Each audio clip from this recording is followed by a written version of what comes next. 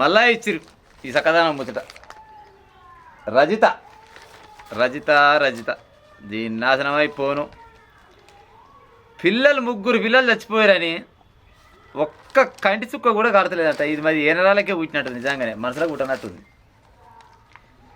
ముగ్గురు పిల్లలు చచ్చిపోతే కనీసం ఒక్క కంటి చుక్క కూడా కరసగొట్టేది మనిషి అనాలనా గాడిద అనాలనా? గాడిద కూడా సిగ్గుపడుతుండొచ్చు గాడితోటి పోలిస్తే. పిల్లలను చంపుకున్న పశ్చాత్తాపం కూడా లేదంట.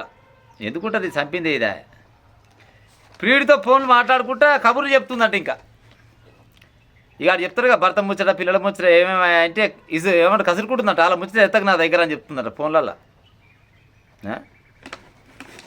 పిల్లలను చంపే అంత ధైర్యం నీకుందా అని అడిగినట్ట పాసిరాట. ఆడుండేగా శివకుమార్ అంటుడు అన్నదంట. ఎందుకు నన్ను పెళ్లి చేసుకుంటే అంటే పిల్లలు చంపేస్తా అని చెప్పిందట.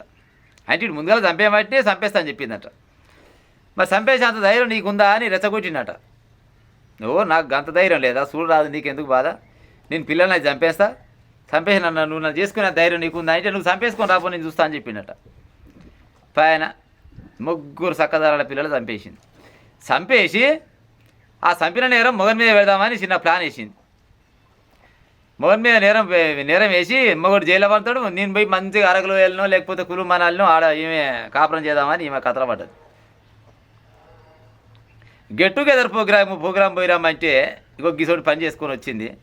ఏమంటే అమీన్పూరా సంగారెడ్డి. నిజంగా ఆ తండ్రి బాధ ఎంత అసలు చూస్తేనే కళ్ళకు నీళ్ళు వస్తున్నాయి. ఆ పెరుగు పువ్వు నేను తిన్నా అయిపోవు, నేను చచ్చిపోయినాక నాకు ఇంత బాధ ఉండపోవని అంటుడు తండ్రి. కానీ ఈ కసాయిది మాత్రం అయ్యో నా ముగ్గురు పిల్లలు చచ్చిపోయాయి అని కనీసం కూడా మానవత్వం లేదు. అంటే ఉంచుకున్నోని మైకంలో పడితే ఇంకొక అట్లా ఉంటుంది అన్నాడు. ప్రేమ గుడ్డిదంటారు కదా, ఇది గుడ్డిదనాలనా ఇంకా దానికి ఎడ్డిదనాలనా ఇంకా ఏమనాలో మాకైతే అర్థమవుతలేదు. ఇప్పుడు పోతే వెళ్ళిపో, నీ ప్రేమించుకున్నోడు ఎమ్మటి పోవాలంటే పో. ఆడి మనిషి అయినా మగ మనిషి అయినా మరి ఏం చేస్తాం? మరి మీరు ఏమంటారు మైండ్ మొత్తం ఆలేదు నిన్నాక ఓడేం చేయలేడు. కానీ ఆ పిల్లల్ని ఇచ్చిపెట్టిపోతే ఏమైనా తప్పు వచ్చిందా? ఆ పిల్లలు మొగని మీద ఇచ్చిపెట్టి అరే నీ పిల్లలు నీ దగ్గర ఉంటారు, నేనైతే ఇక నా సోపతిగానే ఎమ్మటి పోతున్నా, సోపతిగాడు అనాలన్నా మిండగాడు కూడా అనొచ్చు కదా. మరి ఆడు మిండగాడు అన్నట్టే. మిండగానికి మరిగి చక్కదానాలు ఎదిగే పిల్లలు చంపుకొని భర్తకు దూరం అయ్యి పోయి జైల్లో పడ్డది. 2 ఎకరాల భూమి తీసుకుంటావు, 2 ప్లాట్లు తీసుకుంటావు, ఎవరు సంపాదించినవి అని తీసుకున్నావు మరి రజిత నువ్వు. మరి ఆయన సొమ్ము వద్దా ఆయన పిల్లలు వద్దా? మరి ఆయన భూమి ఎట్ట కావాలి? మరి ఆయన భూమి కాగితాలు తీసుకొని పోతావు అంటే ఎంతసేపటికి మగోని లంఘం చేయాలి, మొగోడు కొనిపోయి జైల్లో పడితే మంచిగా మళ్ళీ ఈయనతో మళ్ళీ ఇంక 2-3 పిల్లలకు అందాం అనుకుందేమో పాడైపోరు.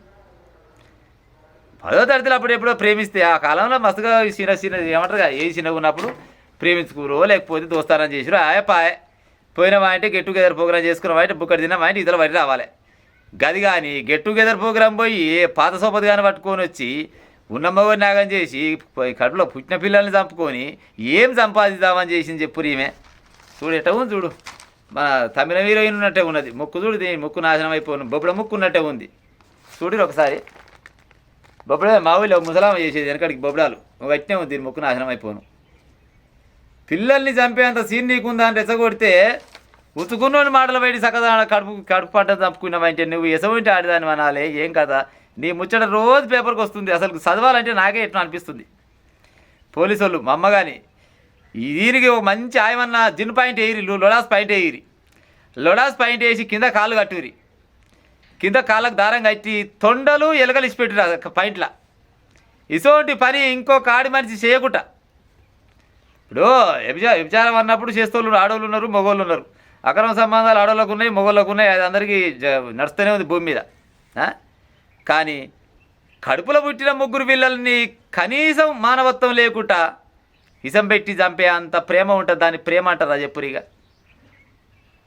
దీనికి మొత్తం ఇప్పుడు ఏమంటారు ఈ సమస్యకు పరిష్కారం చెప్పాలంటే కేవలం పోలీసులే. మానవత్వం మీరు కూడా పోలీసులు మానవత్వం మీరు మర్చిపోయి లాగులో తొండలేయిరి మళ్ళీ పోతే ఏంటి ఎల్లియరకలు వేయిరి, చిందెరకలు వేయిరి వేసి వీడియో తీసిపెట్టి అదేంది పొద్దుకంగా సీరియల్ వస్తుంటాయి కదా, అదేంది ఇప్పుడు తూర్పు వెళ్ళే రైలు, పడవ వెళ్ళే రైలు, లేకపోతే మొగలు రేకులు, ఆ అత్తారింటికి దారేదని ఆ సీరియల్ ఈ సీరియల్ వస్తుంటాయి కదా. ఆ సీరియల్ వస్తేప్పుడు మధ్యలో వాషింగ్ పౌడర్ నిర్మా, లేకపోతే సింతాల్ సబాన్ వస్తుంది కదా, వీటిని ఒక వారం 10 రోజులు బంద్ చేయించి ఎట్లా చేసి బంద్ చేయించి మీరు ఈ అడ్వర్టైజ్ చేయరు. ఈ అడ్వర్టైజ్ చేసిరు అనుకో, జనాలు కూడా చూస్తోళ్ళకి వస్తుంది, అమ్మో గిసోటి పని చేస్తే పోలీసులు ఈ పని చేస్తారు రాని, ఇసోటి పని చేస్తే వాళ్ళకి సిగ్గానే వస్తుంది జరనన్న. గా పని చేస్తే గిసోటి పని చేయకుండా వస్తుంది. ప్రజలారా జర మీ కామెంట్ రూపకంగా చెప్పురి. తొండలు ఇచ్చడం న్యాయమా అబద్ధమా, న్యాయమా అన్యాయమా మీరే చెప్పాలి. ఇక ఉంటే మరి నాకు తెలిసి రేపు కూడా ఇస్తుండవచ్చు ఈ ముచ్చట. ఎందుకంటే రోజుకో తీరుగు వస్తుంది ఈ ముచ్చట. ఫోన్లో మాట్లాడుకుంటా ఆడు ఉంచుకున్నాడు గట్టినే మీ భర్త సంగతి పిల్లల సంగతి అంటే కసురుకుంటూ ఉందట. అంటే నీకు పుట్టలే వాళ్ళు మనుషుల దీన్ని గాడిదనాలన. ఇక ఉంటే ప్రజలారా దీన్ని ఇంతకంటే ఎక్కువ ఇచ్చినా కానీ నోరే నా స్వరపేటిక దండగా అయితే తప్ప ఇంకేం లేదు ఇక.